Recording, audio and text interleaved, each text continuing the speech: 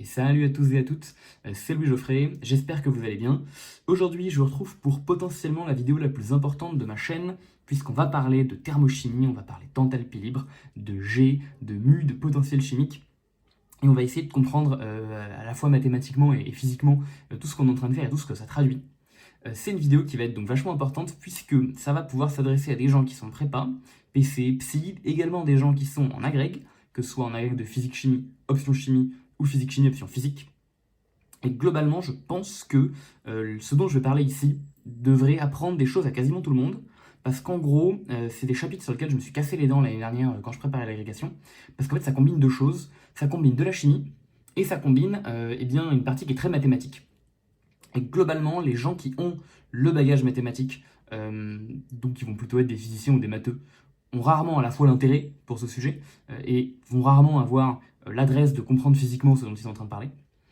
Et globalement, les gens qui font de la chimie, donc qui eux, pour le coup, ont tout à fait les qualités requises pour comprendre ce qu'ils font, vont malheureusement avoir à subir une barrière d'entrée trop mathématisée à ce problème-là. Ce qui fait que du coup, souvent, ils vont avoir du mal à intuiter ou à essayer de comprendre tout à fait les outils qui sont ici traités. C'est assez subtil, il y a évidemment beaucoup de choses dont on va aborder ici. Et voilà, et juste avant donc je vais faire deux petites digressions. Mais je voulais quand même commencer par ça pour vraiment vous dire que malgré tout, ça vaut le coup de rester. Vous allez apprendre des choses. La vidéo va être longue, la vidéo va être dense, mais vous apprendrez des choses à tout niveau. Juste avant, donc deux digressions. La première, c'est une vidéo sponsorisée par eh bien, un projet qui s'appelle Maman Chercheuse, que vous pourrez retrouver sur Instagram, sur YouTube et sur LinkedIn, je crois. Donc je mettrai tout en description. C'est un projet de vulgarisation scientifique de chimie et également un petit peu de biochimie. C'est fait par une amie à moi de l'ENS. C'est sponsorisé, validé, soutenu par tout un tas de chercheurs de l'ENS, qui sont du coup des gens qui pèsent vraiment et qui sont vraiment bons dans leur domaine. Donc scientifiquement, c'est ultra quali et ça vous apprendra plein de trucs.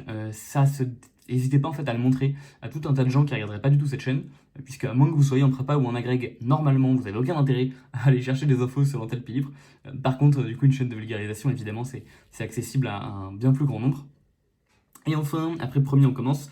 Je m'excuse également de ne pas avoir posté de vidéo pendant longtemps. Je voulais poster cette vidéo au moment où, en gros, les prépas font ça dans l'année, donc autour de novembre. Et je l'ai pas fait parce que j'ai pas eu le temps, vraiment, premier degré. C'est-à-dire que faire une année de césure pour se reposer, c'est une bonne idée.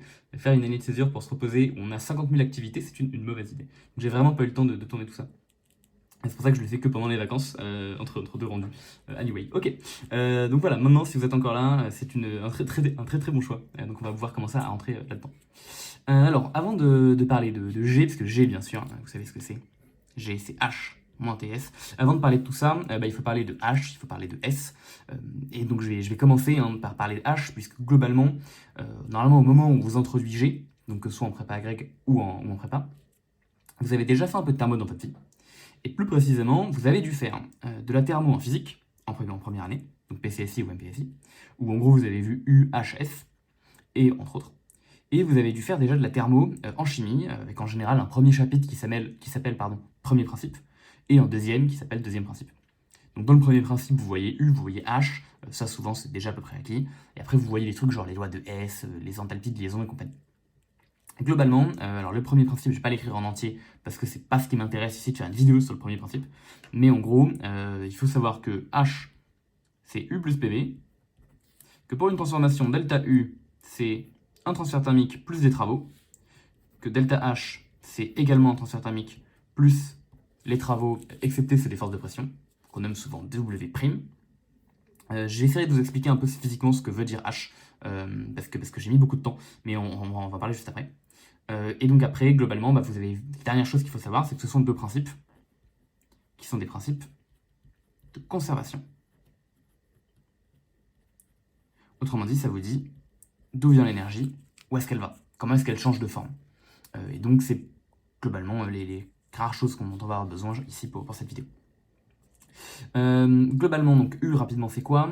U, c'est une fonction qui a vraiment un sens physique, hein. C'est traduire l'énergie interne, donc c'est très explicite en fait. U, ça traduit vraiment la quantité d'énergie qu'il y a dans un système. Quantité d'énergie dans un système. Donc le moyen le plus simple de le voir, hein, c'est la quantité de chaleur, typiquement. Vous le savez, hein, le fait que vous ayez une certaine température qui n'est pas 0 Kelvin fait que vos atomes sont en mouvement, vos molécules sont en mouvement, et donc cette petite énergie cinétique microscopique, ça rentre dans U. Voilà. Ok, maintenant H fait quoi? J'ai rajouté PV, on voit qu'on a un peu changé U, donc on voit que ça va être lié, hein. Ça va également être lié à la quantité d'énergie qui est dans le système. D'ailleurs on le voit, hein, delta U et delta H sont liés, vous le savez peut-être, mais delta H, lorsqu'on a une variation de température, on écrit Cp fois T, enfin Cp fois delta T, U c'est Cv fois delta T, et Cp, Cv vous savez que c'est relié. Donc il y a clairement un lien entre les deux. Pourtant H n'a pas de signification physique. N'a pas de signification physique. Alors vous allez me dire pourquoi est-ce qu'on introduit une fonction qui ne représente physiquement rien? Et bien parce qu'en fait c'est plus pratique, souvent ou parfois, de calculer avec H plutôt que calculer avec U. Globalement on comprend U, ça représente la variation d'énergie dans le système, mais vous savez, vous avez d'autres variables qui vous permettent de décrire l'état de votre système. Parmi les jeux de variables, vous avez la température, vous avez le volume, vous avez la pression par exemple, vous avez le nombre de molécules aussi, que je vais rajouter. Okay. Et vous, globalement, lorsque vous réalisez une transformation thermo, ce qui vous intéresse, c'est souvent de connaître PIPF, VIVF, TITF. Et il se trouve que dans certains cas, ça va être beaucoup plus pratique pour connaître la température finale de passer par H que de passer par U. Même si quand même, en fait, on pourrait tout faire sans H. U se suffit elle-même. Globalement, pour ça, en fait, il faut regarder à quoi ressemblent les expressions infinitésimales et bien des fonctions. Donc, par exemple, du, vous savez peut-être que c'est donc égal, alors il faut que je fasse dans le bon sens, à moins PDV plus TVS. Autrement dit, connaître la variation d'énergie interne, et ça, on sait que c'est égal à CV fois dt. Autrement dit, connaître la variation de température de notre système, c'est vachement facile lorsque le volume du système change un peu et que sa pression est fixée, et lorsque l'entropie du système change un peu et que sa température est fixée. Sauf qu'on voit que dans beaucoup de transformations, ça ne va pas être adapté. Alors imaginons qu'on a une transformation qui est isentrope, on va s'enlever ce terme, on voit que ça va être vachement adapté quand on a une variation de volume à pression constante. Ok. Mais en fait pardon, je dis n'importe quoi parce qu'on va en même temps avoir... oui, si voilà, je dis n'importe quoi. En fait, ce terme ne sera pas nul, hein, parce que ce terme, c'est le terme qui est lié, on va dire, au tenseur thermique. Donc on voit qu'en fait, la variation d'énergie interne va être vachement plus simple à calculer lorsque vous êtes à volume constant. Parce que si le V est constant, vous avez le terme en moins PDV qui va s'annuler. Donc ça, c'est 0 si V est constant. Donc dès que vous avez une transformation isocore, en fait, vous avez directement si isocore. Donc j'écris pas, mais c'est bien la transformation qui est isocore. Hein. Vous avez directement du qui va donc être égal à CV dt et qui va être égal au petit transfert thermique. Et donc vous pourrez facilement calculer la variation de température. Sauf que des systèmes isochores, en fait, c'est assez rare. Alors ça existe. Hein. L'exemple, je sais pas, par exemple, c'est une boîte dans laquelle on a, je sais pas, une paroi qui est perméable à la chaleur et puis on les balance de l'énergie. Donc là, utiliser la fonction U, donc l'énergie interne, ça va permettre vachement facilement de calculer la température finale. Okay. Mais la majorité du temps, on a plutôt des systèmes qui sont isobars. Ou un minimum monobar, mais en fait, alors si, ok, je vais quand même revenir sur ça parce que c'est pas forcément méga évident, même si ça va nous intéresser très très légèrement pour la suite seulement. L'idée c'est que nous on est plutôt dans un préciostat, naturellement, parce qu'on est dans une atmosphère qui a 1 bar, et donc en général lorsqu'on fait une réaction, ou même lorsqu'on fait une transformation physique, souvent la pression initiale, 1 bar, c'est également la pression finale, 1 bar, quand même on aurait eu variation de pression pendant la transformation.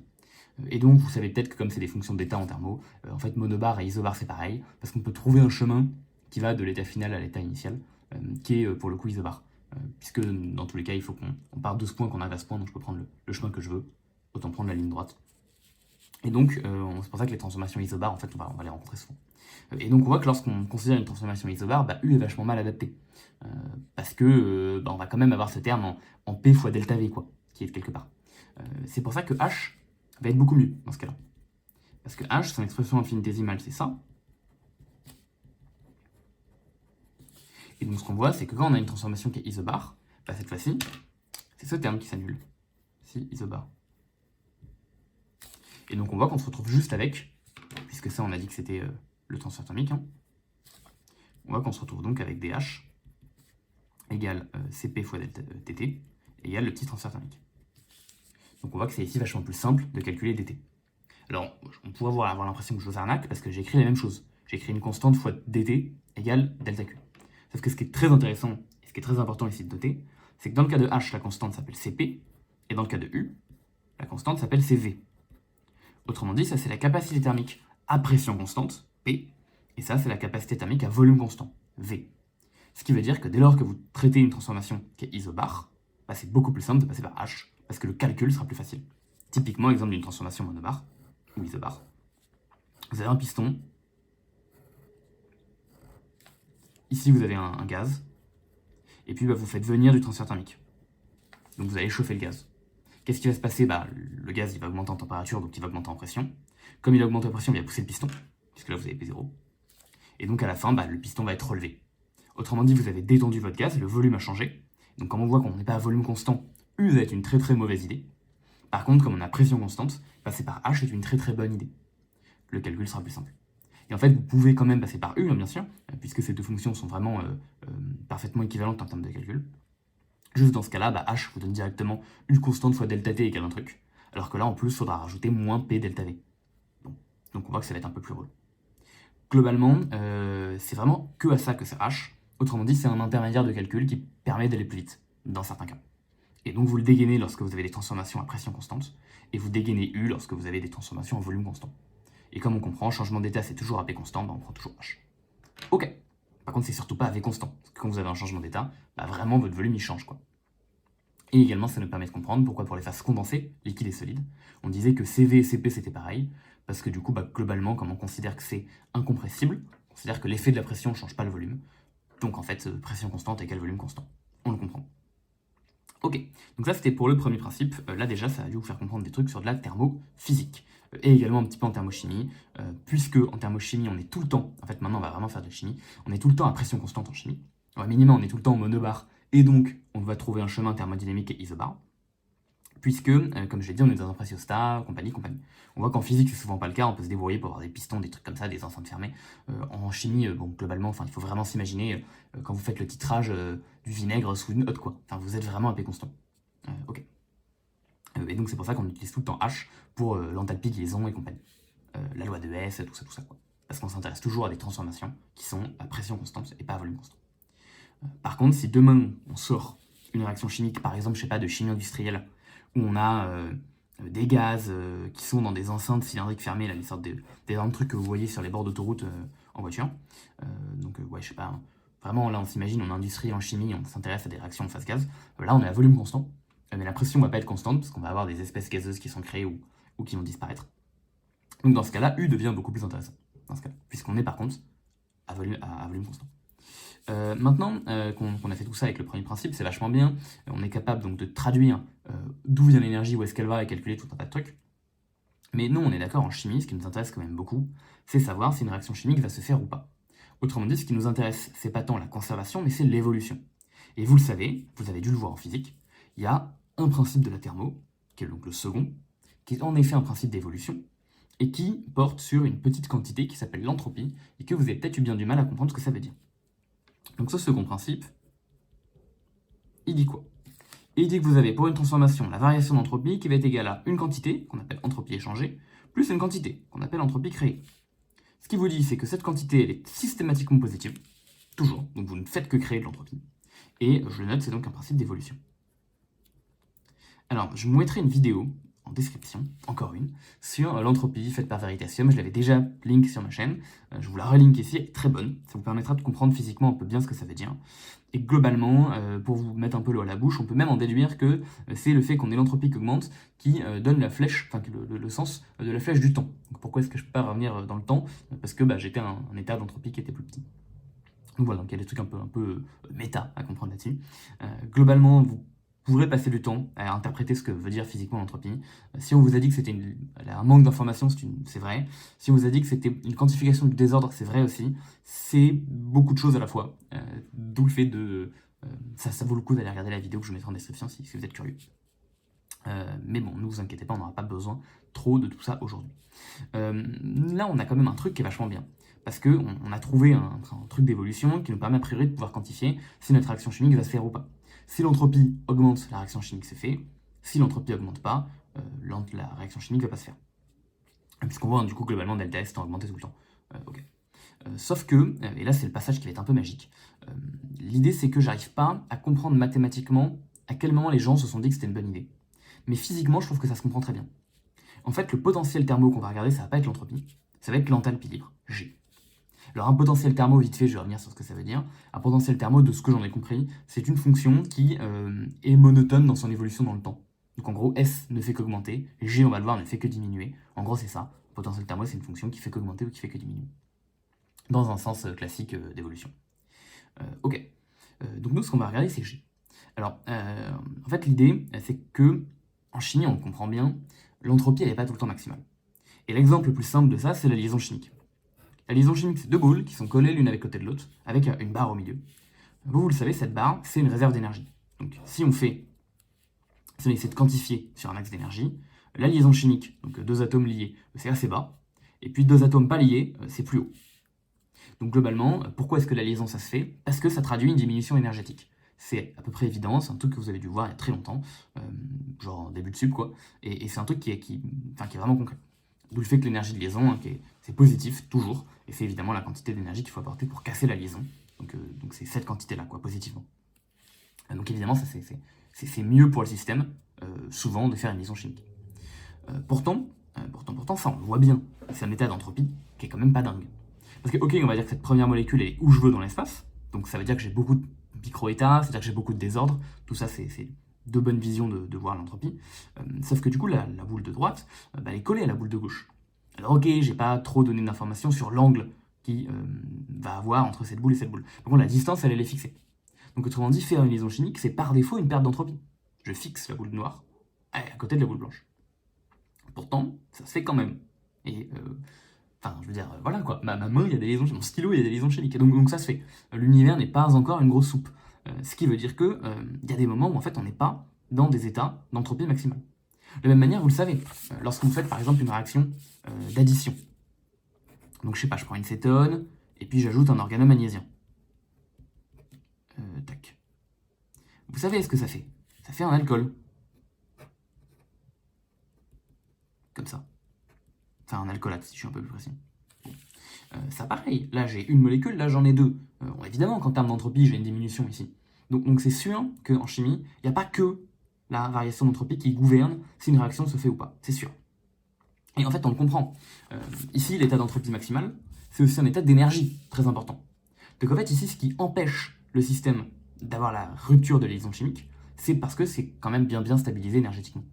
Autrement dit, on comprend qu'en fait, le potentiel thermo qui va vraiment être adapté, il va avoir un lien avec S, mais il va aussi avoir un lien avec l'énergie du système. Autrement dit, il va avoir un lien avec U, ou avec H, puisqu'on a vu juste avant que U et H, c'est deux fonctions qui portent à peu près sur la même chose, c'est-à-dire des principes de conservation. Autrement dit, les potentiels thermaux qu'on va considérer, que pour le moment je vais appeler P, de façon très naïve, on voit qu'en fait ça va être une fonction qui va dépendre de U, de S, ou éventuellement, je vais appeler ça fonction U, une fonction de H et de S. On le comprend un peu. Et ensuite, le fait qu'on ait choisi H-TS ou U-TS, on va voir que ça a un sens aussi, parce que vous le savez, hein, je vous hype depuis tout à l'heure, mais vous le savez que G c'est ça. Alors pourquoi est-ce qu'on a choisi ça? Ce qu'il faut voir ici, c'est qu'en fait, le fait qu'ici on ait une liaison chimique qui se fasse, c'est parce qu'on a compétition entre deux choses. On a compétition entre l'entropie qui veut augmenter, mais en même temps entre l'énergie qui veut diminuer. Si jamais on a une transformation qui traduit une diminution d'énergie et une augmentation d'entropie, intuitivement, on s'en doute, ça va se faire. Si ça traduit une diminution d'entropie et une augmentation d'énergie, on s'en doute, ça ne va pas se faire. Les seuls cas un peu intéressants, c'est quand il y a compétition. Et en fait, justement, cette compétition, elle est vraiment traduite lorsque vous mettez ces signes. Donc, plus pour H et moins pour S. Ça aurait pu être l'inverse. Moins pour H ou plus pour S.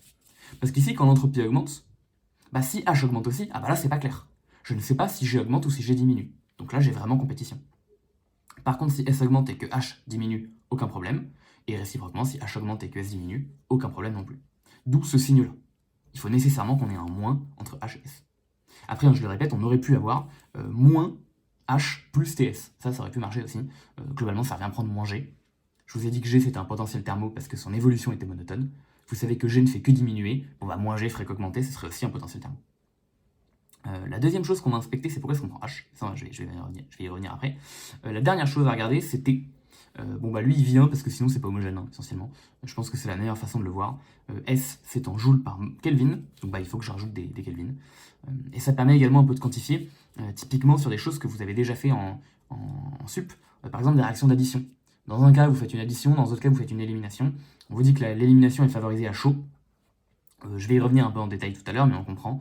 L'élimination augmente le nombre d'espèces, c'est donc favorisé anthropiquement. Et donc on comprend que l'entropie gagne plutôt à chaud et que l'énergie gagne plutôt à froid. D'où le fait que ici, en fait, on va toujours comparer H et TS. Ça s'en prend à peu près. Maintenant, vous auriez pu me dire de façon naïve, ouais, mais G', U moins TS, ça devrait marcher aussi. En fait, vous avez raison, ça marche aussi. Et en fait, on va voir, ça c'est une fonction qu'on note souvent F, qui s'appelle l'énergie libre, et qui est aussi vachement intéressante. Il se trouve qu'on la voit jamais quasiment en chimie, mais en fait on va voir des cas où elle est très utile aussi. La dernière chose sur laquelle j'aimerais vous arrêter avant, c'est vraiment revenir encore une fois un peu sur la différence drastique qu'il y a entre ces deux fonctions et entre U et H. Ces deux fonctions n'ont rien à voir avec U et H. U et H, c'est vraiment des fonctions de conservation, à volume ou à pression constante. Ces deux fonctions sont des fonctions d'évolution. On va s'en douter, à volume et à pression constante. On peut commencer à s'en douter. Et c'est vraiment pas la même chose. Donc voilà, c'est un peu compliqué pour moi parce que ça vient vraiment sortir du chapeau, là, le fait de faire sortir ce H-TS. L'idée, c'est qu'on comprend que ça va être un potentiel qui va être bien. Et je me demande comment les gens historiquement l'ont sorti. Est-ce qu'ils ont juste fait ce raisonnement qualitatif? Est-ce qu'ils avaient plus de maths sur lesquels s'appuyer? Honnêtement, je ne sais pas. Et les gens à qui j'en ai parlé ne savaient pas non plus. Donc l'idée en tout cas, c'est qu'on comprend tout ça. Alors, partant de là, donc pourquoi G, pourquoi pas F? En fait, je vous ai déjà un peu dit, hein, U, on a vu que c'était pertinent à volume constant, donc on se doute que F, ça va être pertinent à volume constant. H, c'est pertinent à pression constante, donc on se doute que G, ça va être pertinent à pression constante. Et si on se pose la question 2 secondes, la majorité des choses qu'on fait en chimie, est-ce que c'est plutôt à volume ou à pression constante? Encore une fois, on prend l'exemple bête, hein, le titrage du vinaigre sous la hotte, pression constante. Donc G, ça va globalement être une fonction qui va être top. Alors pourquoi? Si on prend la formule différentielle de G. Vous le savez, si vous ne le savez pas, il faut le connaître par cœur, ça va être VDP moins SDT. Et donc, alors en toute rigueur, il y a plus mu DNI. Et donc globalement, ah oui, et puis j'oublie éventuellement un truc, j'oublie, moins, oui, non, en fait ça va être dans le moins S. Et donc, on voit que lorsqu'on est à température et à pression constante, il nous reste juste la somme des mu et des ni, et ça va être vachement bien. Bon, j'ai pas encore défini ce que c'était mu, mais en vrai, c'est pas un cours, vous savez déjà ce que c'est. Sinon, vous allez le voir juste après. Et si on s'intéresse à F, alors attention, cette fois-ci, c'est moins PdV, moins SDT, plus la somme des mu et des ni. Et donc, cette fois-ci, on voit qu'on est à V et T constant, c'est vachement plus facile de calculer la variation de F. Alors, c'est des fonctions qui ne sont pas trop utilisées en physique. Pourquoi? Parce qu'en physique, on étudie rarement des transformations où on a une variation de quantité de matière. Donc souvent, ce terme, il s'annule. Ce qui veut dire que lorsque vous avez une transformation monobare, donc isobar, donc monobar, et isotherme, donc monotherme, ce qui est le cas, on l'a vu, de la majorité des transformations qu'on va étudier, DG fait 0. Et donc, c'est pas super intéressant en fait de regarder DG. De la même manière, lorsqu'on a des transformations qui sont à volume et à température constante, dF fait 0, donc c'est encore une fois pas super intéressant.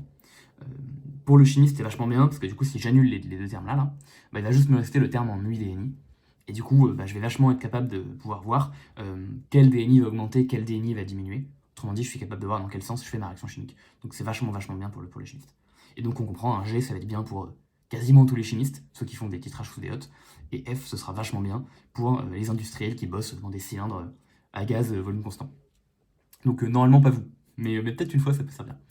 Honnêtement, ça m'étonnerait beaucoup que ça tombe ni en concours ni en agrég. Mais bon, toute rigueur, si ça tombe, en fait, on va voir qu'il ne faudra pas paniquer du tout.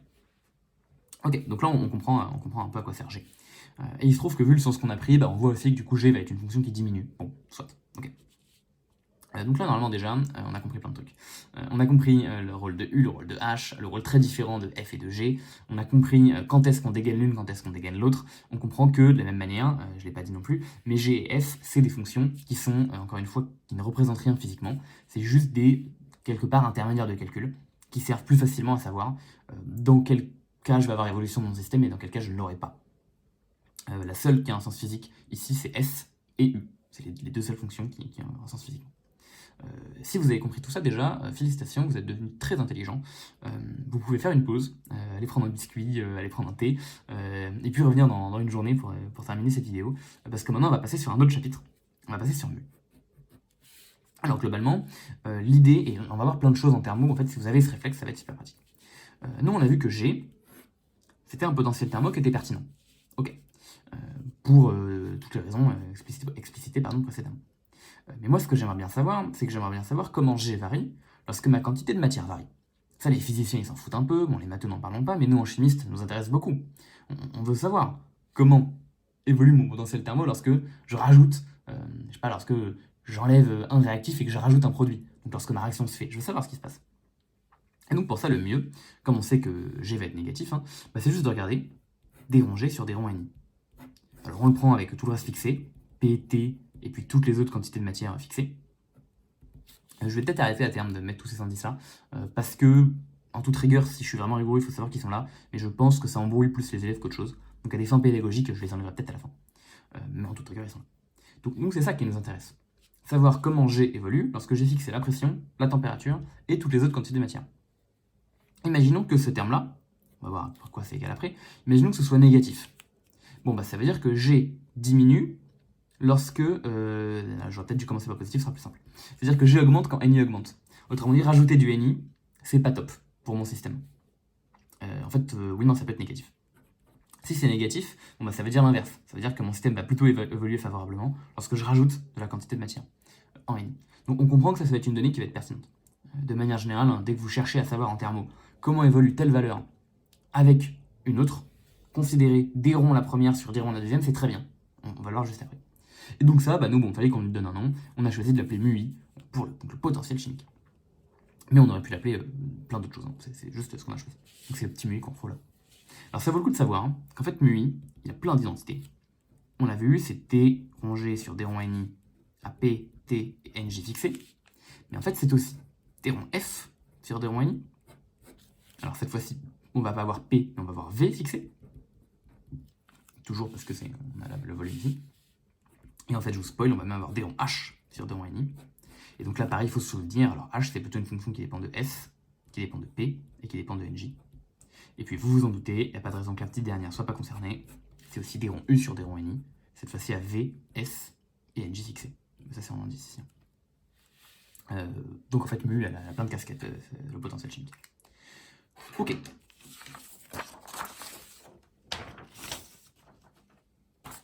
Alors maintenant qu'on a fait tout ça, premièrement, mu ça représente quoi? Donc ça j'en avais déjà un peu parlé, mais mu du coup ça représente l'énergie d'une mole, globalement. On peut le voir de plein de façons différentes. Déjà si on regarde un petit peu sa dimension, donc son unité, mu ça va être en joules par mole. Donc c'est bel et bien une quantité d'énergie par quantité de matière. Donc typiquement ça va représenter la variation d'énergie d'un système lorsque je rajoute une mole du composant I, AT, P et compagnie fixée. Ok. Il y a un autre truc que m'avait dit mon prof de thermo d'agrég, qui perso est moins clair pour moi, mais écoutez, c'est peut-être clair pour vous. Et pour ça, je vais ouvrir ce gâteau. Si j'arrive à l'ouvrir, non, c'est pas très grave, j'arrive pas à l'ouvrir. Ce n'est pas sponsorisé par Amorino. Bon, je peux pas vous le montrer parce que j'arrive pas à l'ouvrir parce que je suis nul. Ah si, c'est bon, j'ai réussi. Super. Mais en gros, vous pouvez voir U comme quelque part l'énergie des molécules. Donc je vais dégueulasser mon setup. Mais si je casse ici cette cigarette, c'est quoi la variation donc, et qu'on s'intéresse ici d'un point de vue conservatif. La quantité d'énergie qui a été apportée au système, c'est ma main. Or, ni T ni P n'a bougé. Donc qu'est-ce qui a changé? C'est mu. En fait, c'est mu qui s'exprime. C'est de l'énergie qui est contenue par les molécules dans la cigarette. Bon, moi, j'ai jamais trouvé ça très clair comme explication, mais si ça peut convaincre des gens, ça peut convaincre des gens. Le prof était très bien, il le répète tout le temps, c'est que ça doit convaincre des gens. Moi, je trouve que c'est plus clair de le voir en... c'est la variation de quantité, d'énergie, lorsqu'on fait varier la quantité de matière de l'espèce considérée. Ce qu'on voit hein, vraiment, parce que de toute façon, c'est des ronds U sur des ronds M. Donc, on le voit tout à fait. Ok, donc maintenant qu'on a compris ce que c'est physiquement, nous, on aimerait bien savoir de quoi ça dépend, mu. Ok, alors mu, on peut s'en douter un peu. Pour ça, je vais prendre un truc vraiment bête, je vais prendre un verre d'eau, dans lequel je rajoute une mole d'eau. Ok, de quoi va dépendre l'énergie de quoi va dépendre la nouvelle énergie de mon système? Ça va dépendre de la quantité de matière totale que j'ai rajoutée. Hein. Si je rajoute une goutte, je ne vais pas rajouter autant d'énergie que si j'en avais déjà rajouté 1 litre. Mais ça, en fait, c'est compris, entre guillemets, dans le dérongé sur des ronds N, dans le dérondu sur des ronds N, puisque nous, ce qui nous intéresse, c'est la variation pour une mole. Donc en fait, on voit que la quantité d'eau qu'on rajoute ne nous intéresse pas trop. Si ce que j'ai dit, c'était pas très clair, oui. Mais si ça vous embrouille. De toute façon, c'est par mole, donc on l'avait déjà un peu dit.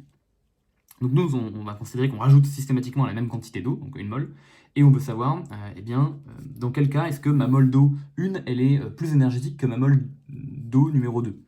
Énergétique au sens scientifique du terme, hein, pas au sens New Age.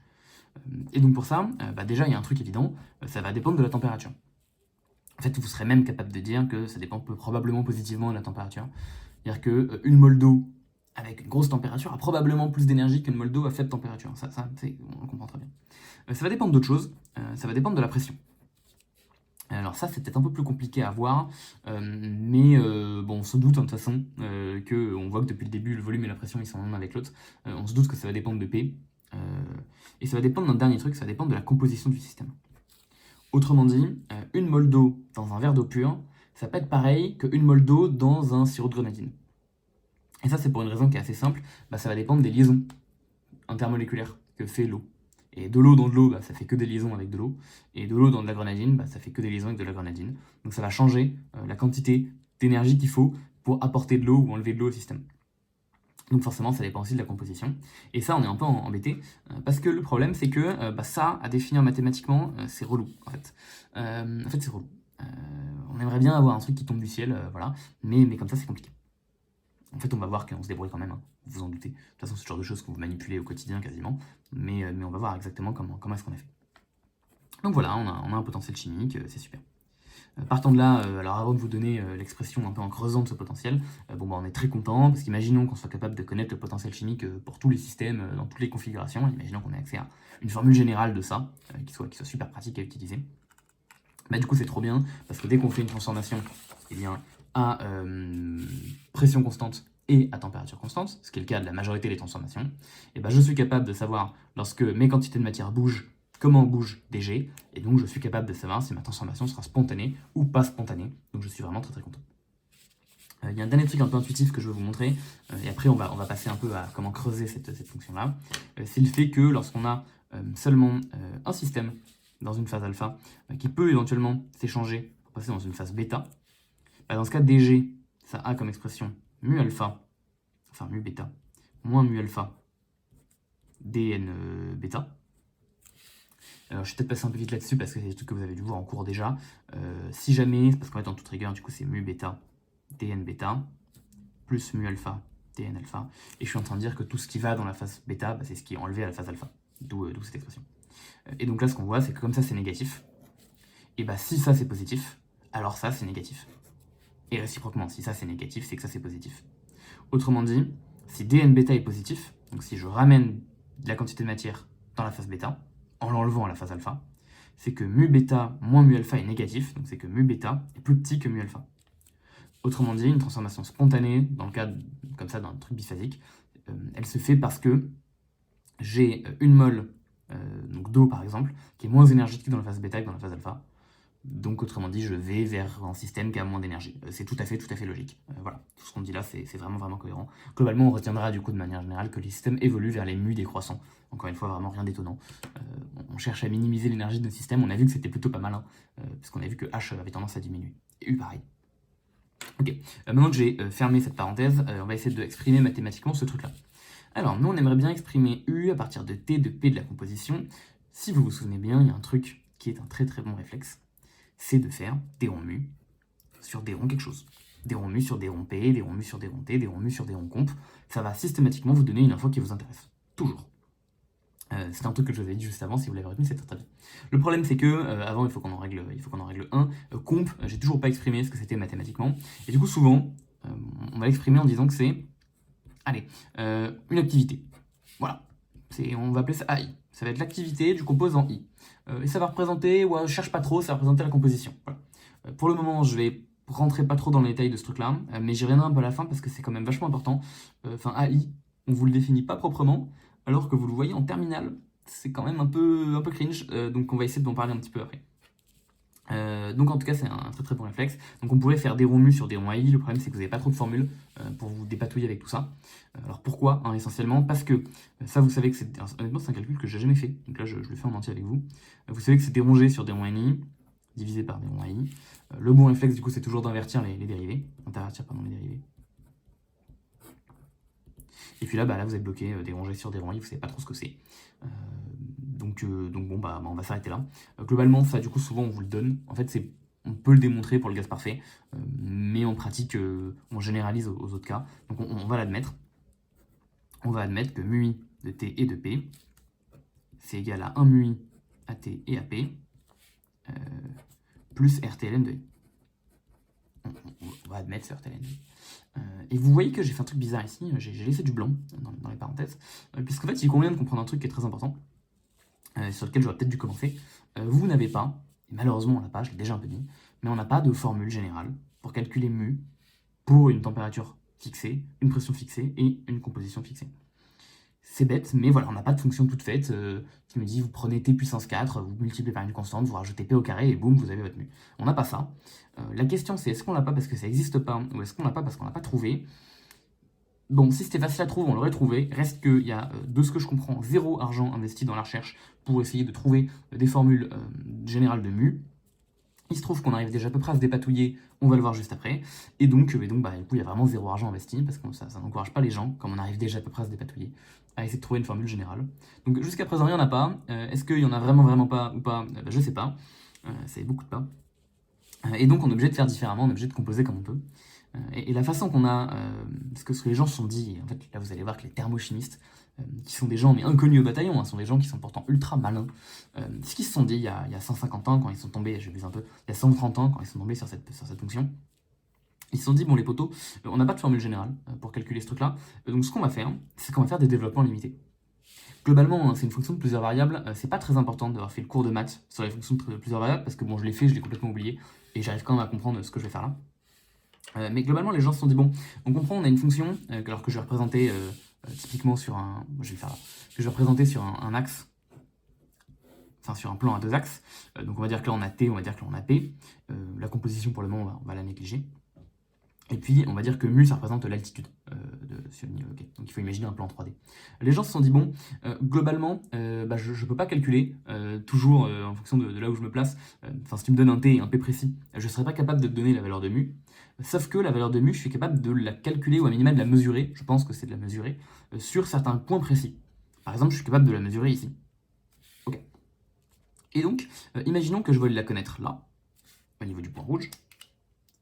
Quelque part, bon, je pourrais la recalculer, la remesurer, on comprend que ce serait galère, mais il y a des chances que celle que j'ai calculée en bleu soit pas trop éloignée de celle que j'aimerais calculer en rouge. Autrement dit, je pourrais faire genre une approximation, quoi. Genre je pourrais dire que mu rouge, ça ressemble à mu bleu, avec éventuellement un petit truc en plus. Ça en fait, c'est littéralement faire un développement limité. C'est littéralement dire, il y a une fonction que je connais en un point, j'aimerais la connaître au point voisin, je vais faire un DL. Ok. Et c'est littéralement, en fait, comme ça que vous calculez des mu. C'est-à-dire qu'on s'est débrouillé pour avoir des tables de valeurs. Parce qu'évidemment, on comprend, on ne va pas, pour chaque composant, calculer mu pour tous les temps, enfin mesurer mu pour toutes les températures, toutes les pressions, toutes les compositions. On comprend, ce serait l'enfer de faire ça. Donc ce qu'on a fait, c'est qu'on a mesuré mu pour des pressions précises, des températures précises, des compositions précises. Et puis ensuite, on cook en faisant des DL pour généraliser à tous les mu possibles. Donc en gros, il faut imaginer que les points qu'on connaît et qu'on mesure, c'est les points bleus. Okay. Là, vous savez précisément ce que fait mu à chaque point bleu. Donc c'est comme si vous avez la topographie d'un lieu ou votre vue du ciel et vous connaissez l'altitude de chacun de ces points. Et vous allez recomposer les altitudes de tous les autres points par développement limité. C'est vraiment comme ça qu'on fait. D'où le fait que, en fait, ici, ce que je suis en train de dire, c'est que je suis en train, on le voit, ici je calcule mu pour une température quelconque, une pression quelconque, un I quelconque, donc je suis au niveau du point, je ne vais pas représenter l'axe en I, mais je serai au niveau d'un point rouge. Et donc moi je vais me ramener à un point que je connais, je vais me ramener à un point bleu, en faisant un premier développement limité, donc en sortant le terme en RTLN de AI. Et du coup, ce terme-là, quand est-ce qu'il s'annule? Il s'annule quand ça fait 0, donc quand ln de AI fait 0, donc quand AI fait 1. Autrement dit, en fait, ici, je suis en AI égale 1. Je vais les réécrire forcément. Ce que je suis en train de dire, c'est que mu I, donc le potentiel chimique du composé I, pour une température, une pression et une composition fixée, c'est le potentiel chimique du même composé à température constante, à pression constante, et à AI égale 1, donc en fait encore pur, plus un terme. Je viens de faire un développement limité. Et ce terme-là, alors souvent on l'appelle mu étoile, pour dire que c'est pur. On voit que ça, c'est un développement limité qui va être plutôt valide lorsque AI est assez proche de 1. Évidemment, c'est le but d'un développement limité, c'est valide proche de là où on fait le développement limité. Autrement dit, c'est valide lorsqu'on fait le développement limité à une espèce qui est majoritaire dans son milieu. Donc typiquement de l'eau dans un sirop de grenadine plus de l'eau. C'est pas tout le temps valide, parce qu'on pourrait le faire à la grenadine, dans le système sirop de grenadine plus eau, qui est pour le coup vachement en minorité, et qui est tellement en minorité que dire que, vas-y, de la grenadine dans de l'eau, ça ressemble globalement à de la grenadine pure, on comprend que ça marche pas très bien, on comprend qu'il y a une arnaque quelque part, et donc c'est pour ça qu'on peut également choisir de faire un autre développement limité, autour cette fois-ci de AI égale 0, plus RT ln de I. Autrement dit, ici on est en train de faire un développement limité autour d'une espèce qui est infiniment diluée. En fait, je vais y revenir, là c'est un peu galère. Honnêtement, pour les prépas, j'y reviendrai à la fin, parce que ça sert que pour les agrégatifs, cette histoire-là. Enfin, pour les prépas, si vous comprenez, c'est cool, mais c'est un truc qui vous servira pas beaucoup, voire pas du tout. Pour la GEC, ça peut être un peu important. Pour le moment, je vais faire tout comme s'il y avait que des corpures partout, mais on va retenir cette expression derrière la tête. En fait, cette expression prépa, vous l'utilisez beaucoup, mais comprendre pourquoi est-ce que elle est conceptuellement un peu illogique, en fait, on s'en fiche. Donc, même si là, vous l'utilisez pas mal. Et après, partant de là, en général, vous savez par quoi remplacer l'activité, mais j'ai revenir juste après. Donc ça, c'est en général ce que vous faites, en fait, lorsque vous faites de la thermo et que vous virez le terme de composition. C'est la partie la plus compliquée, donc par la suite, je vais faire que des corps purs, donc je vais m'intéresser qu'à ça. Mais on se rappelle qu'il y a ce terme, en fait, en plus. Alors, donc nous, maintenant, on aimerait savoir comment varie mu i étoile, qui dépend donc que de t et de p. On aimerait savoir comment ça varie avec p. Bon, et même réflexe que tout à l'heure, je fais d rond mu i sur d rond p, et puis je regarde. Donc ça me fait du d rond g sur d rond ni, sur d rond p, ça me fait, j'inverse les dérivés. Ah, puis d rond g sur d rond p, je reconnais, en fait, c'est le volume molaire, enfin c'est le volume, et donc dérivé par la quantité de matière, ça me donne le volume molaire de l'espèce I. Autrement dit, ce que je vois, c'est que lorsque je regarde comment évolue le potentiel chimique du corps pur ou du composant infiniment dilué avec la pression, je tombe sur le volume molaire. Autrement dit, en première approximation, enfin plus précisément, ce que je peux dire, c'est donc que mu i AT et AP, mu i étoile, ça veut dire l'activité égale 1. C'est mu i étoile AT et à une pression particulière que je connais, je vais mettre un petit rond, comme ça pour voir, plus le terme, donc de volume molaire de I, qui a priori dépend de tout un tas de trucs, fois dp, entre P standard et P. Ça, c'est une formule qui est tout le temps vraie. Il n'y a pas d'approximation dans la formule que je fais. L'approximation, elle réside où? Elle réside dans le fait de dire que le volume molaire est indépendant de la pression, et du coup, ça se calcule très facilement. Ou alors dans le fait de dire que le volume molaire évolue en 1 sur P, parce qu'on a un gaz parfait, et ça va également se calculer très facilement. Mais ça, j'insiste, je suis techniquement en train de raisonner par développement limité ici, mais l'expression que j'écris ici est vraie. Et donc, nous, du coup, on aimerait bien calculer, donc on se rend compte, imaginons que si je connais ça, et que je connais ça, je peux calculer mu i pour toutes les pressions. Donc, il faudrait que je trouve une pression particulière où c'est pratique de calculer un mu i. Et cette pression particulière, on va pas s'embêter, on va le faire à 1 bar. C'est la pression de préciostat. Donc, on comprend que le faire à 2 bars, ce serait débile. Il faudrait calendrier tout ça là, à une pression particulière. À un endroit où on bosse sous pression. Enfin bref, on se comprend que c'est complètement stupide. Donc, on va poser P standard égale 1 bar. Et ça, c'est vrai tout le temps. Vous avez deux cas de figure. Vous avez les phases condensées. Vous avez VMI qui est constant, donc qui dépend pas de P. Et puis vous avez les gaz, où globalement on va modéliser ça comme un gaz parfait. Et du coup vous avez VMI qui fait RT sur P. Et donc on va facilement intégrer ça, ça donnera du RT ln quoi. Donc on va facilement intégrer tout ça. On se retrouve donc à la fin de la journée avec mu i pur, de T et de P, qui dépend d'un mu i pur AT et AP standard, donc qui en fait ne dépend que de la température, plus de façon la plus générale, ce terme, l'intégrale entre P standard et P du volume molaire fois dP. Et sinon, alors je vais faire comme ça veut dire qu'on a deux cas. Si on a un gaz, on aura RT-ln, du coup de P sur P standard, je vais juste intégrer. Et si j'ai une phase condensée, j'aurai le volume molaire fois delta P, avec delta P qui fera P moins P standard. Je pourrais l'écrire en dessous. Et puis donc ce terme, on va pas s'embêter. En fait, ce terme, il dépend que de la température, parce que c'est un leurre, ici, je dois calculer une pression particulière. Donc en fait, je vais juste l'appeler mu i standard pur de T. Et en général, vous vous arrêtez là.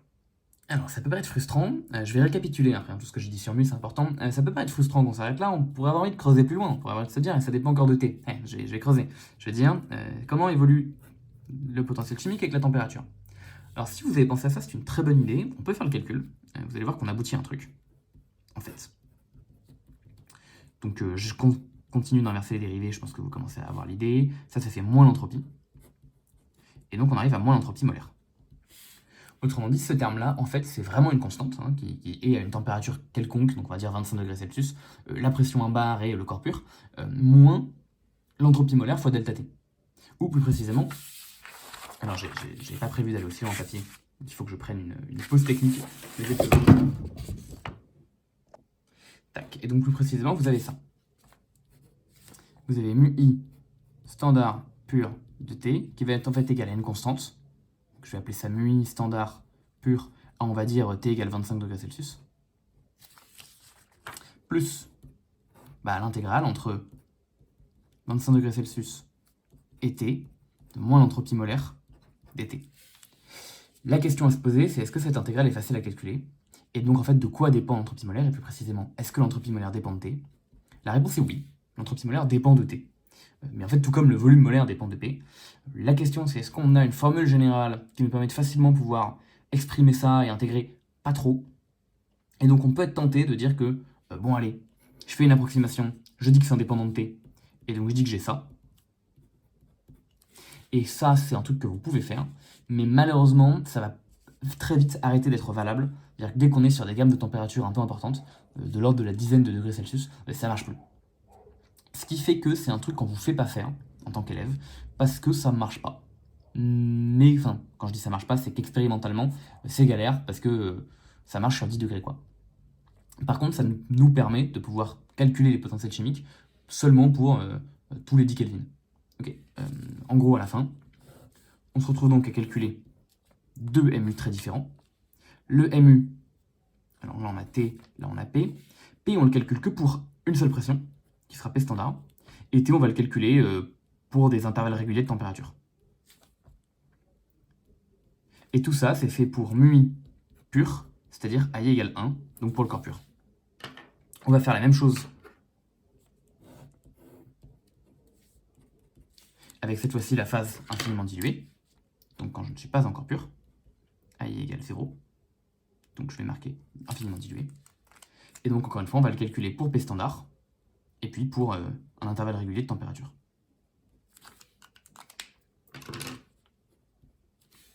Maintenant, imaginons que vous cherchiez à calculer le potentiel chimique d'une espèce pour une certaine composition, une certaine température, une certaine pression.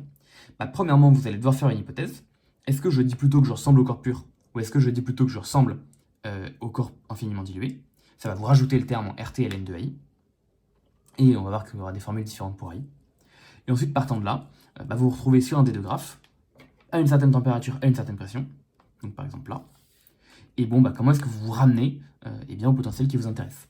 Vous vous ramenez à ce potentiel-là en faisant un développement limité en pression, donc avec l'intégrale de P standard à P du volume molaire fois dP, pour vous ramener ici sur cette ligne de point bleu. Et ensuite, vous comblez l'écart entre... Donc là, il se trouve que c'est pile poil aligné avec un point bleu. Mais si ça ne l'était pas, vous comblerez l'écart avec ce terme-là. Moins SMI delta T. Alors, ça peut sembler compliqué tout ce que je dis depuis le début, tout ce que je fais là. En effet, c'est pas simple, mais je vais faire un récap. Parce que vous allez voir qu'une fois récapé, c'est très simple. Ce qu'il faut retenir, c'est que le potentiel chimique d'une espèce à T, P et AI va être égal si AI grand. Autrement dit, si vous avez plutôt un corps pur.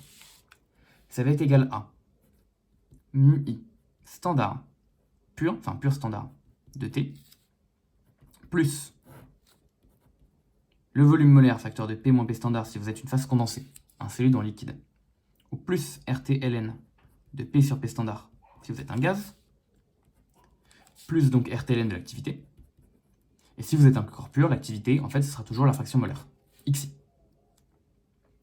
Et en toute rigueur, pour les agrégatifs seulement, pour les gens qui ne sont pas en agrég, donc en prépa, ce que je dis vous intéresse pas, en fait, ça, c'est l'activité dans le cas où on se place dans un cas qu'on appelle idéal, c'est-à-dire qu'on considère que le système, donc par exemple la molécule d'eau, dans toujours le système sirop de grenadine plus eau, on considère que la molécule d'eau ne voit que de l'eau autour d'elle, donc on néglige les interactions eau-grenadine, dans ce qu'on aura juste ici.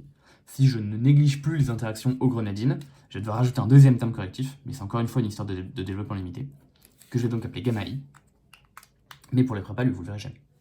Et donc ça traduit la prise en compte de la non-équivalence des liaisons chimiques eau-grenadine, eau-eau, grenadine-grenadine. D'où le fait qu'on considère que le mélange n'est pas idéal. Ok. Pour les prépas, vous croisez des mélanges qui sont non idéaux lorsque vous faites de l'acétalisation et que vous utilisez un Dinstark. Vous avez un hétéroazéotrope autoluène, vous dites que le mélange n'est pas idéal, c'est pour ça que vous avez un hétéroazéotrope. Et en effet, on comprend, les interactions OO, polar-protique, sont vraiment différentes des interactions toluène-toluène, apolar-aprotique. Et du coup, évidemment, on ne peut pas dire que c'est l'idéal, quoi. Et enfin, si jamais vous avez un AI qui est petit, alors vous allez avoir MUI infiniment dilué standard, AT, plus donc toujours les mêmes termes de pression. Et puis cette fois-ci, vous avez un RTLN. Alors là, ça dépend, vous avez plein de choix. Si vous avez un gaz, ce sera plutôt du PI sur P, parce qu'en fait, revient à dire que c'est XI. Ça peut être du CI sur C standard.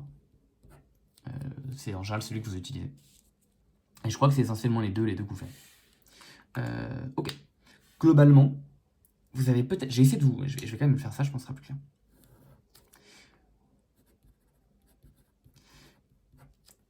Ce qui est compliqué ici, c'est d'essayer de vous montrer qu'en fait, toutes ces formules, vous les connaissez déjà, sauf que vous les avez particularisées.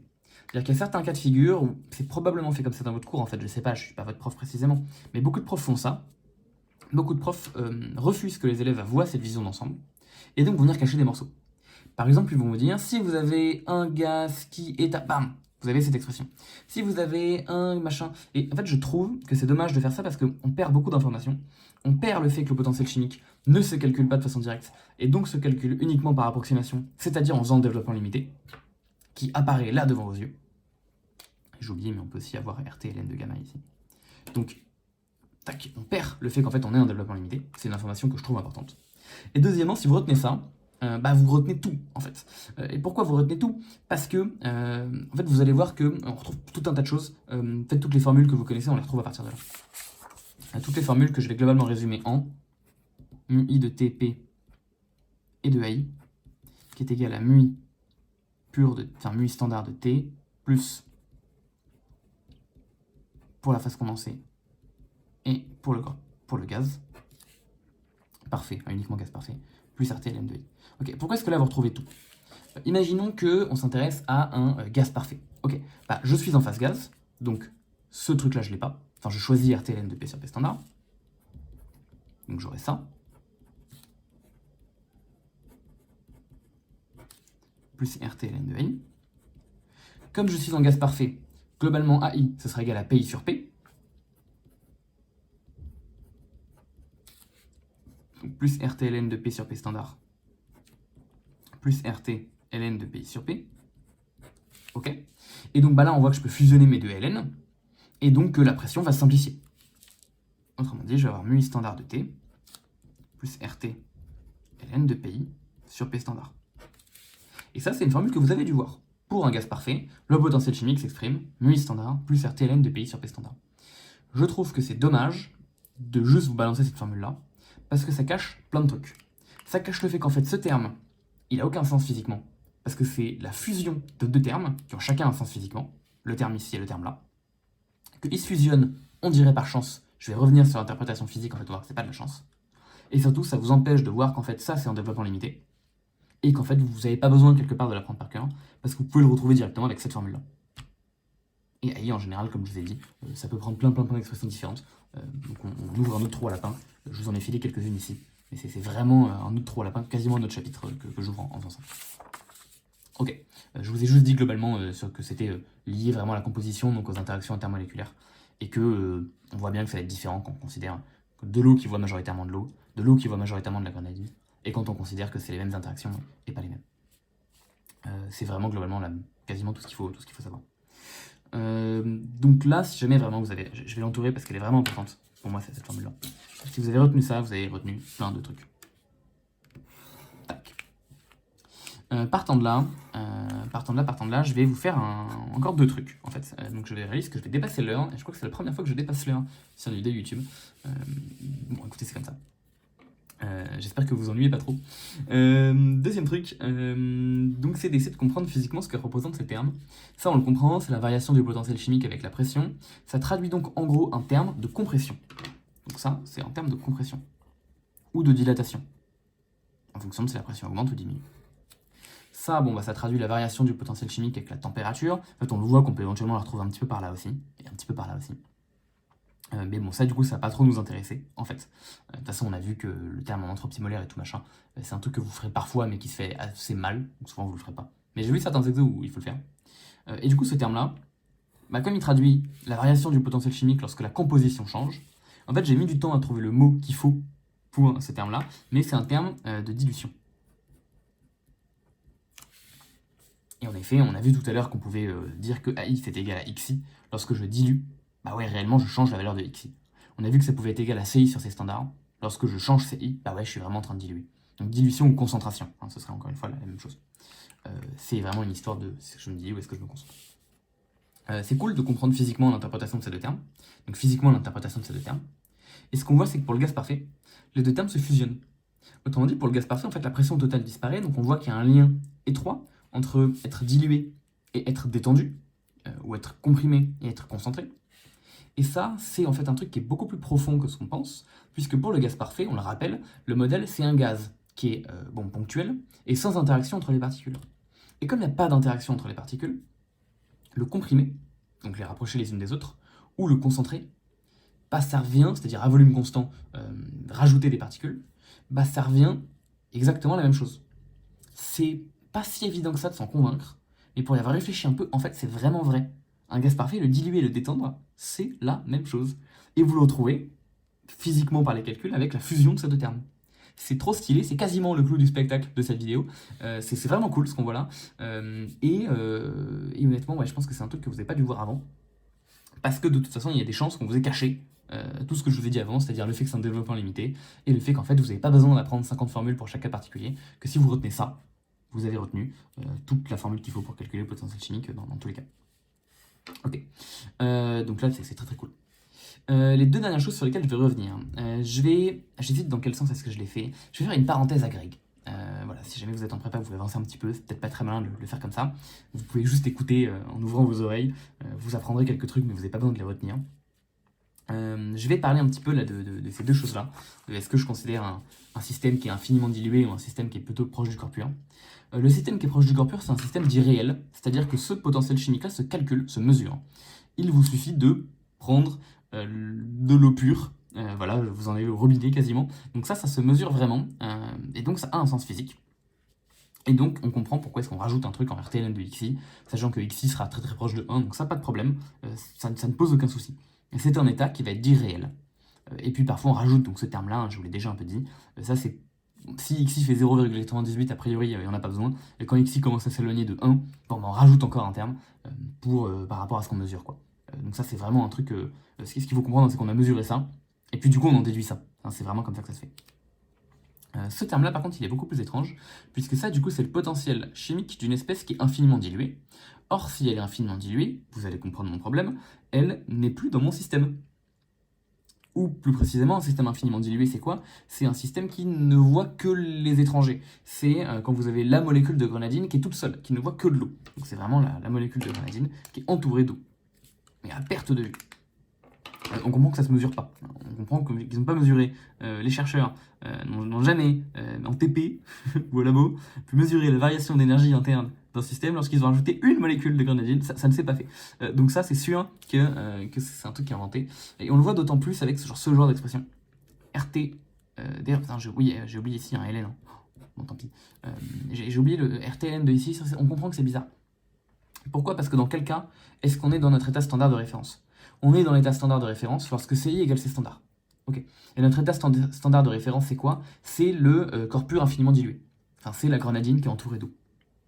Autrement dit, ce qu'on est en train de dire, c'est que ce terme-là, okay, ça correspond au potentiel chimique d'une mole, enfin, du coup, le potentiel chimique de la grenadine. On va dire que c'est la variation d'énergie interne lorsqu'on rajoute une mole de grenadine à un système qui est composé de une température égale à une température quelconque, pourquoi pas. Une pression P standard, pourquoi pas.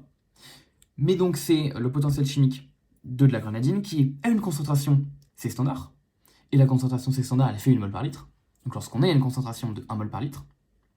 Mais en même temps lorsqu'on est dans un système qui est infiniment dilué. Autrement dit, on veut à la fois que la grenadine soit concentrée à 1 mol par litre, ce qui est une grande concentration, mais en même temps qu'elle ne voit que de l'eau autour d'elle. Et donc on comprend qu'il y a contradiction. On ne peut pas être infiniment dilué avec une mol par litre de concentration. D'ailleurs, vous le savez, une mol par litre, c'est beaucoup. Une mol par litre, c'est pH égale 0, hein, donc forcément, on ne peut pas être infiniment dilué et à pH égale 0, c'est pas possible. Donc ça, on voit qu'il y a un truc qui est très bizarre, on voit que ce qu'on fait là, c'est vraiment une extrapolation, quoi. C'est vraiment, je prolonge mon développement en 0. Et donc en fait, ce terme-là est uniquement calculé, et il n'est jamais mesuré. Parce que ce terme-là, c'est juste la prolongation de ce qu'on peut, de ce qu'on peut regarder. Ça vaut le coup d'être compris par les gens qui font de l'agrég. Si vous êtes en prépa, peut-être si vous l'avez écouté, c'est cool. Sinon, c'est pas très grave. La dernière chose sur laquelle j'aimerais revenir, maintenant qu'on a beaucoup creusé, on a creusé plein de trucs, c'est voir en pratique sur certains exemples, et d'essayer d'un petit peu de calculer G sur certains exemples, et de regarder en fait en interprétation que c'est vraiment systématiquement S qui augmente ou H qui diminue. Alors pour ça, je ne vais pas faire les exos en entier parce qu'on a déjà eu une heure de vidéo, mais en gros, il y a des exos que je file à des gens en colle où on leur demande de calculer delta G lorsque on fait différentes transformations. Delta G, d'ailleurs je suis pas tant revenu dessus au début, mais nous ce qu'on a vu que DG c'est intéressant parce que ça traduisait le sens d'évolution spontanée du système, donc est-ce que ça va être spontané ou pas. Du coup delta G, si c'est négatif, c'est que l'évolution a été spontanée, si c'est positif, c'est qu'elle ne l'est pas. Et un delta G très très positif, ça traduit qu'en gros, on va avoir besoin... très très négatif, pardon. Ça traduit que l'évolution a été très spontanée, et donc il va falloir apporter beaucoup d'énergie pour faire la réaction dans le sens inverse. A l'inverse, un delta G très très positif, c'est que la réaction n'est pas du tout spontanée, donc il faut apporter beaucoup d'énergie pour faire la réaction. Typiquement, c'est ce que vous faites quand vous faites de l'électrolyse. Vous apportez un courant électrique qui vous permet de faire une réaction qui n'est pas spontanée. Plus delta G est grand, plus il faudra apporter un courant et une différence de potentiel fort, en gros. Plus delta G est négatif, plus pour faire la réaction inverse. Voilà, vous avez l'idée. Et donc, il y a certains exos que j'ai filés à des prépas, on demandait de calculer delta G. Donc pour ça, la méthode, c'est toujours pareil.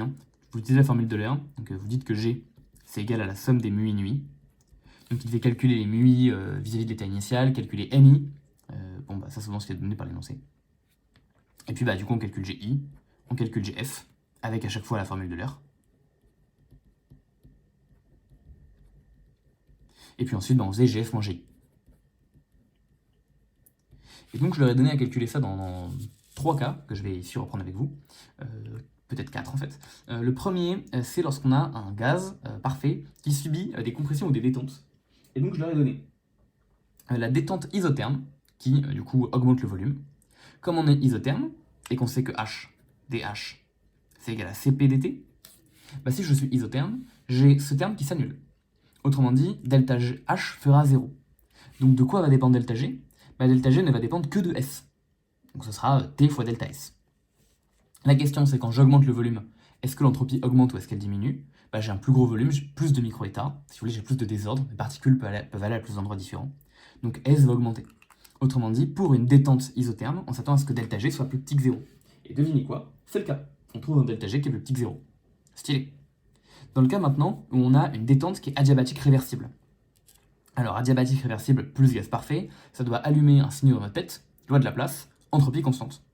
Comme je suis entropie constante, la question, on voit dans G, le seul terme qui va être intéressant, ça va être l'enthalpie. La question, c'est donc, pour une détente adiabatique réversible, est-ce que j'augmente en température ou est-ce que je diminue en température ?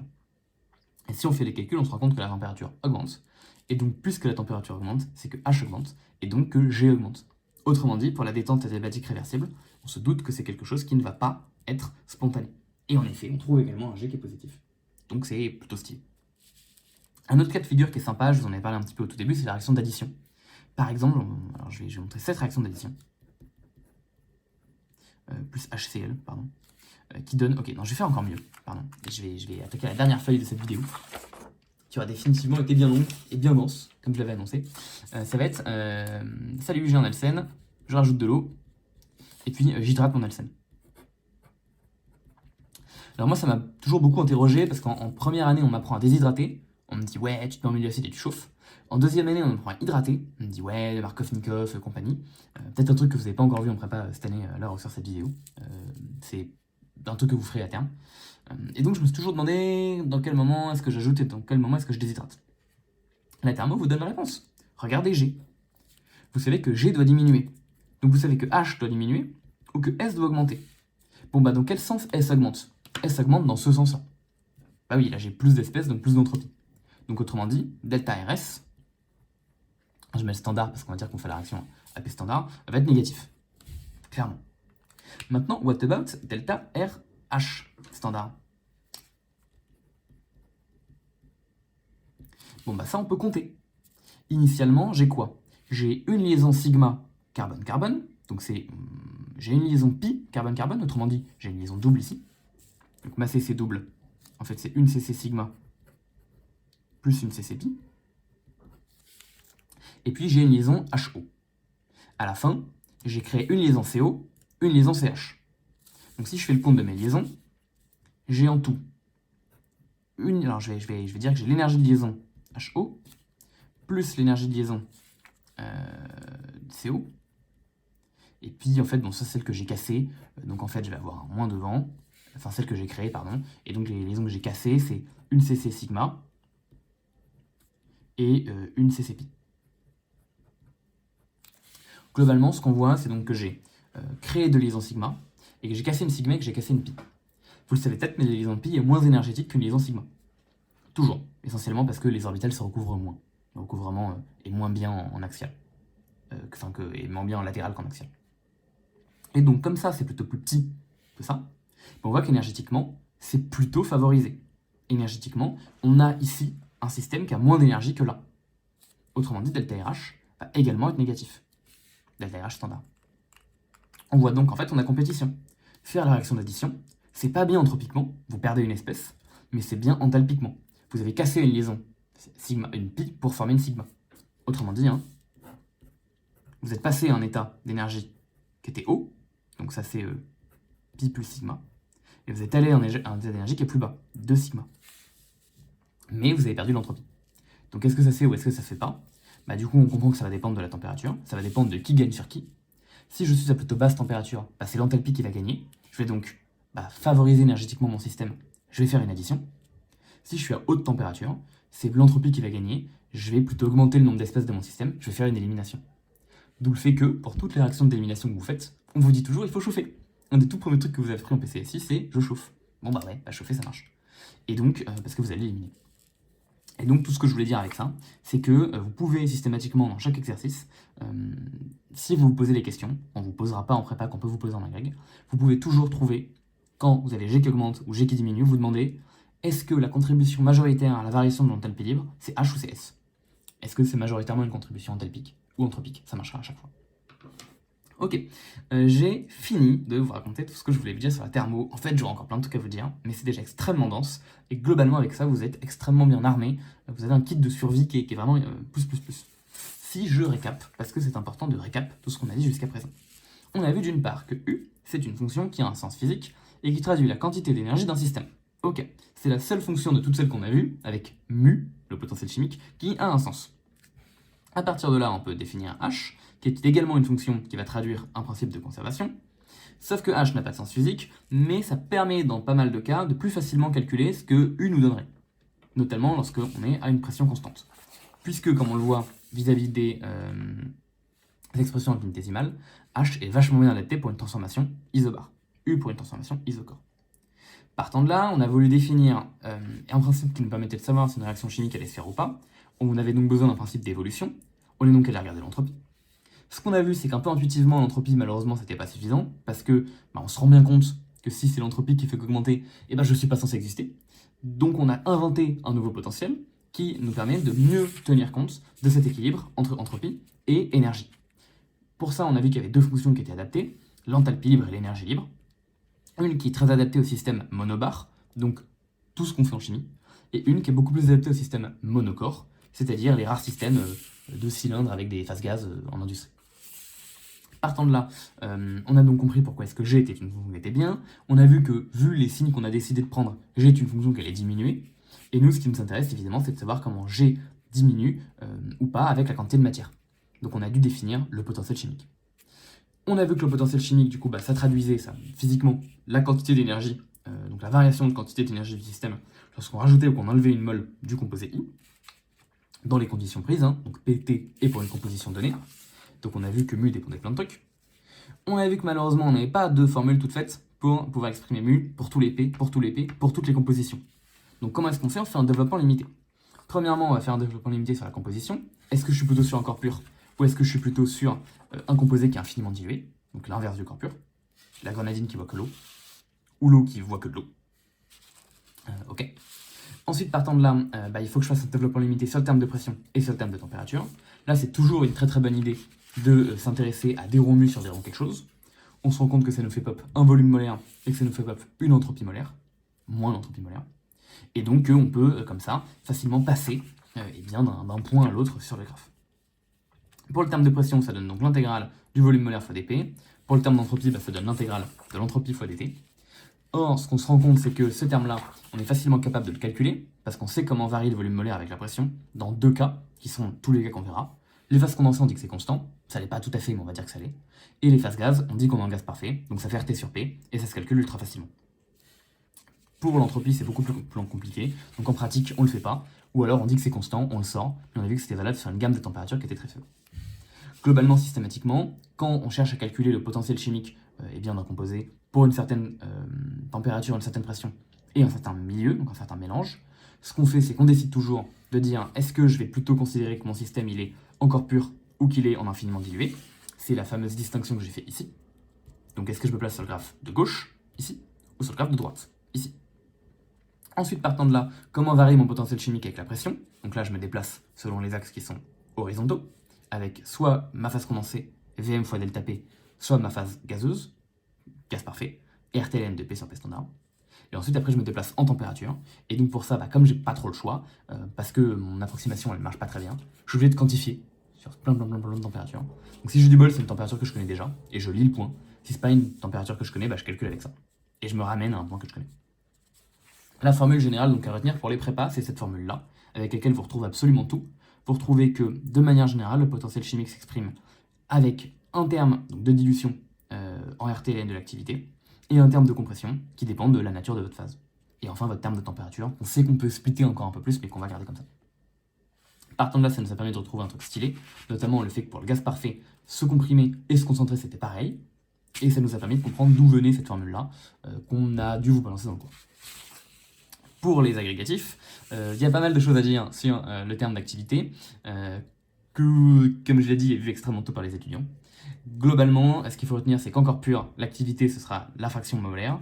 Pour les infiniment dilués, ça prend un peu de tout un tas de nature, notamment CI sur ces standards qu'on rentrera souvent. Et quand ce qu'on fait là comme approximation est plus valable, et on rajoute une deuxième approximation. On considère que tout ça, c'est un système qui est dit idéal. Donc juste mettre XI, PI sur P ou CI sur ces standards, c'était un système idéal. On considère que I ne voit que lui, entre guillemets. On considère que les interactions I et tous les J sont pareilles que les interactions entre les J et entre les I. Quand on considère que c'est vraiment plus le cas, ou juste quand on est face à un système où c'est vraiment faux de le dire, il faut rajouter un terme qui est le terme de rupture à l'idéalité, et donc le terme de RTLN de gamma I, un terme que les prépas ne voient pas. Et enfin, on voit donc qu'on est même capable de comprendre, il y a un truc que j'ai pas dit, c'est que ça nous a également permis de voir que, un truc que j'ai fait un peu plus tôt, ça nous a permis de voir que le système chimique évolue toujours de façon spontanée pour diminuer le potentiel chimique. Donc c'est très très cohérent, on veut diminuer l'énergie du système, on en revient toujours à H qui doit diminuer. Donc c'est que des trucs qu'on a déjà vu. Et enfin, on voit qu'en fait, dans tous les exercices de thermochimie que vous faites, vous serez et dès qu'on vous demande de calculer un delta mu ou un delta G, vous serez systématiquement capable, avec un peu de réflexion, même si, attention, c'est souvent très compliqué, mais vous serez toujours capable de le faire, vous avez les outils pour le faire, de voir si jamais c'est plutôt une variation entropique ou une variation enthalpique qui conduit à la variation de G ou la variation de mu. Encore une fois, c'est compliqué, on vous le demande pas de le faire, ne le faites pas. Mais c'est cool de savoir que ça marche. Et écoutez, c'était une vidéo qui était très complète, très dense. Si vous êtes encore là, je vous remercie de l'avoir écouté jusqu'au bout. J'espère que ça vous a permis de comprendre plein de trucs. Perso, c'est un peu la vidéo que j'aurais aimé avoir lorsque j'étais en prépa, slash la vidéo que j'aurais aimé avoir lorsque j'étais en agrég.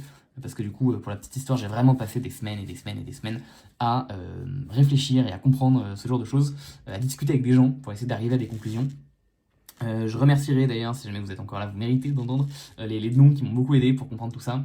Le premier, c'était mon binôme d'agrég Antoine Cornet, qui a un super site qui s'appelle Tout pour CP Gérer. Je vais peut-être faire un petit live avec lui sur cette chaîne. Je vous mettrai également son site en description, on n'est pas à ça près. Et enfin, il y a mon prof de thermodynamique, et un type qui n'était pas mon prof, mais que je voyais souvent en agrég, qui est quelqu'un qui fait de l'électrochimie, qui s'appelle Frédéric Lemaitre. J'ai beaucoup discuté avec lui, et la majorité des choses que j'ai compris ici, en fait, viennent de discussions avec ce type. Il se trouve qu'il y a un poly d'électrochimie rédigé par lui, accessible gratuitement sur internet, de très bonne qualité, qui vous permettra d'aller à la prépa et même jusqu'en agrég. Et il y a tout un tas de trucs que je raconte là qu'en fait vous trouverez dans son poly, qui est, même si c'est un poly d'électrochimie, l'un des polys les plus clairs que j'ai pu voir sur de la thermo, puisque, je le répète, mais c'est une arnaque, l'activité n'est définie nulle part, et c'est un cauchemar. La majorité des bouquins, enfin même tous les bouquins de thermo que j'ai trouvés, balancent l'activité en disant on définit l'activité comme de façon très mathématique sans dire à quoi ça correspond physiquement. Maintenant, vous êtes capable de le comprendre. L'activité physiquement, ça correspond à quantifier les interactions intermoléculaires entre le système considéré et ce qu'il y a autour de lui. Voilà, maintenant vous le savez. Ça correspond à la composition, ça correspond à quantifier mathématiquement l'environnement chimique du composé qu'on regarde. Voilà, ce n'est jamais dit clairement nulle part une seule fois, maintenant vous le savez. Et donc voilà, je remercie toutes ces personnes qui m'ont beaucoup aidé dans la compréhension de tout ça, et du coup, in fine, dans l'élaboration de cette vidéo. Je vous remercie de m'avoir écouté, je vous souhaite une très bonne journée, très bonne soirée, et puis j'espère vous retrouver bientôt sur d'autres sujets chimiques ou physiques. Ciao, bye, à la prochaine, c'était Louis.